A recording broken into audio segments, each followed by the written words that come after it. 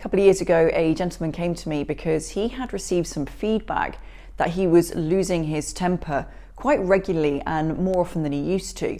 And he was receiving that feedback both at home and in the workplace. And he came to me because he didn't know why and he didn't know how to stop it.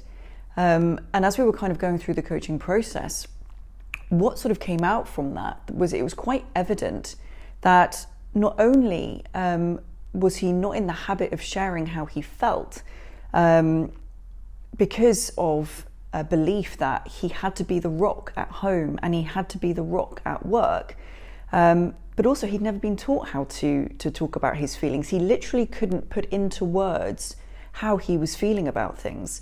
And I see this a lot in my male clients, more so than I do in my female clients.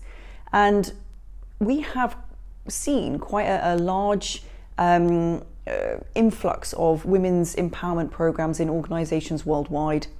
But from my experience, we don't really see that much for men. And now this is partly because women are generally more comfortable talking about how they feel. They want to know more about how they feel. They're quite willing to ask for help when they know that there's a problem. They're quite willing to put their hand up, but also they're more likely to accept help when it's offered. Whereas from my experience, when I work with my male clients, either they just don't know that there's a problem. They're not aware of how their emotions are impacting them and how their emotions are impacting those around them. Or they know there's a problem, but they don't want to know. They don't want to start to delve into their emotions because it's new for them and it's quite daunting and sometimes it's really uncomfortable. But not only that, there's a belief that emotions are weakness and they don't want to go there.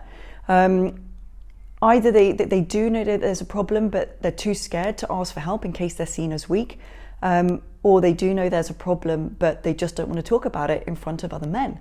And so I now have a question in my mind: could organizations be doing a lot more to help men really learn how to understand their emotions, process their emotions better?